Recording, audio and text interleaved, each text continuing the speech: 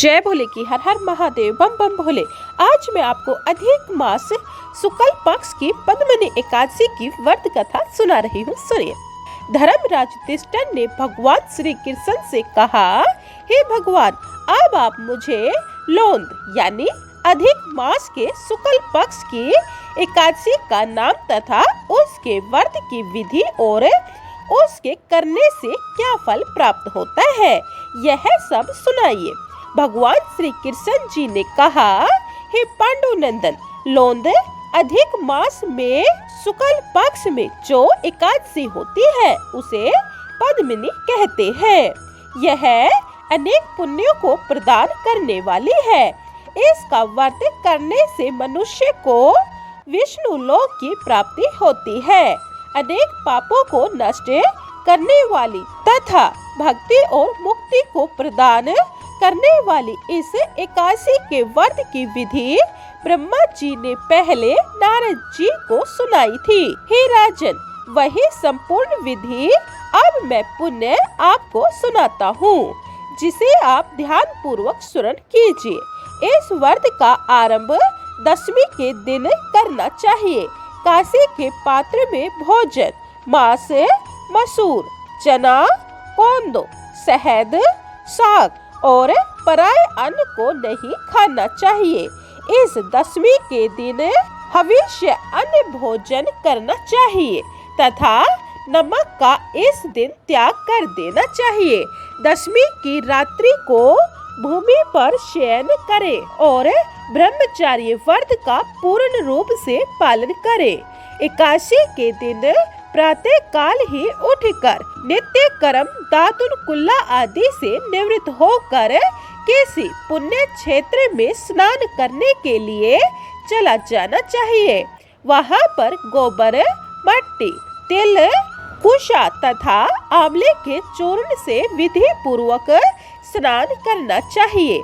स्नान करने से पूर्व मट्टी को शरीर पर लगाते हुए प्रार्थना करें कि हे मृत्तिका, तुम्हें 100 भुजा वाले भगवान विष्णु ने 12 रूप धारण करके निकाला है। ब्रह्मा जी ने तुम्हें यह रूप दिया है। मुनि कश्यप जी ने मंत्रों से अभिमंत्रित की है। अतः तुम मुझे भगवान की पूजा करने के निमित्त शुद्ध बना दो। गौ के उदर से निकला हुआ गोबर तथा ब्रह्मा जी के थूक से पैदा हुआ आंवला तुम मुझे पवित्र करो। हे शंख चक्र गदाधारी देवों के देव श्री जगन्नाथ जी, आप मुझे स्नान करने की आज्ञा प्रदान कीजिए। तत्पश्चात वरुण मंत्र का उच्चारण करते हुए पवित्र तीर्थों के अभाव में गंगा आदि का स्मरण करते हुए किसी तालाब या सरोवर अथवा कूप पर स्नान करना चाहिए। स्नान करने के उपरांत श्वेत वस्त्र कर संध्या तर्पण करके स्वर्ण की, राधा कृष्ण की या महादेव पार्वती जी की पूजा करनी चाहिए। धान्य के ऊपर तांबे या मिट्टी का घड़ा स्थापित करना चाहिए। उक्त घड़े को गंध और वस्त्र आदि से सुशोभित करके उसके मुंह के ऊपर तांबा अथवा चांदी या स्वर्ण का पात्र रखना चाहिए। उस पात्र के ऊपर प्रतिमा को रखकर धूप दीप नैवेद्य आदि से तथा चंदन व पुष्पों से पूजा करके भगवान के सम्मुख नृत्य गान आदि भक्ति पूर्वक करे और उस दिन पति तथा रजस्वला स्त्री का कदापि स्पर्श नहीं करना चाहिए। असत्य भाषण, ब्राह्मण तथा गुरु की निंदा नहीं करे और भक्त हृदय पुरुषों की संगति करके भगवान के सामने पुराणों की कथा स्मरण करनी चाहिए। इस लोंद यानी अधिक मास की शुक्ला पद्मिनी एकादशी के दिन निर्जला व्रत करना चाहिए। यदि व्रत करता पुरुष आसक्त हो तो उसे जलपान या शुद्ध आहार से व्रत करना अनिवार्य है। प्रतिपहर भगवान विष्णु या महादेव की पूजा करनी चाहिए। पहले पहर में पूजा करने में नारियल और दूसरे पहर में बेलपत्र, तीसरे पहर में सीताफल, चौथे पहर में नाड़ी या सुपारी अर्पण करनी चाहिए। इसमें जागरण से पहले पहर में अग्नि साष्टांग यज्ञ का, दूसरे पहर में वाजपेयी यज्ञ का, तीसरे में अश्वमेध यज्ञ का, चौथे पहर में राजसूय यज्ञ का फल प्राप्त होता है। इसके फल के समान संसार में न कोई यज्ञ है, न विद्या है, न तप है, न पुण्य है। इस प्रकार समस्त रात्रि सूर्य उदय होने तक जागरण करना चाहिए। तत्पश्चात स्नान करके ब्राह्मणों को भोजन कराना चाहिए और कलश आदि समस्त पदार्थों सहित भगवान की प्रतिमा को ब्राह्मणों को दे देना चाहिए। जो मनुष्य इस प्रकार विधि पूर्वक इस व्रत को करके भगवान की पूजा करते हैं, उनका जन्म सफल हो जाता है। मल मास के कृष्ण पक्ष की एकादशी की भी यही विधि है, जिसका नाम परमा है। हे युधिष्ठिर, अब मैं आपको एक सुंदर कथा सुनाता हूँ। यह कथा तुम ध्यान पूर्वक सुनिए। एक समय की बात है कि एक बार रावण को दिग्विजय के समय कार्तवीर्य ने पकड़कर अपने कारागार में बंद कर दिया। तब मुनि पुलस्त जी ने कार्तवीर्य की विनय करके रावण को उसके बंदी गृह से मुक्ति दिलाई। यह बात सुनकर नारद जी ने आश्चर्य प्रकट करते हुए मुनि पुलस्त जी से पूछा कि हे मुनि, रावण जैसे महान बलशाली को, जिसने समस्त देवताओं को अपने बाहुबल से परास्त करके बंदी बनाया था, उस कार्तवीर्य ने उसको किस प्रकार परास्त कर बंदी बनाया था, यह सब कथा विस्तार पूर्वक कहिए।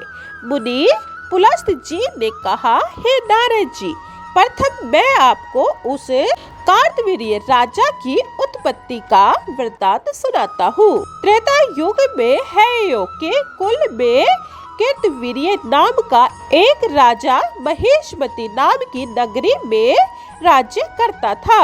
उस राजा की 1000 स्त्रियां थी, परंतु उसमें से किसी के भी ऐसा पुत्र न हुआ जो कि राजा के राज्य का भार संभालने में समर्थ होता, जिसके कारण राजा ने अनेक विद्वान ब्राह्मणों को बुलाकर पुत्र की प्राप्ति हेतु अनेक पुत्र त्रेष्टि यज्ञ कराए, किंतु फिर भी राजा को कोई पुत्र प्राप्त न हो सका, जिसके कारण वह अत्यंत दुखी हुआ और तपस्या करने के लिए एक सुंदर वन में चला गया।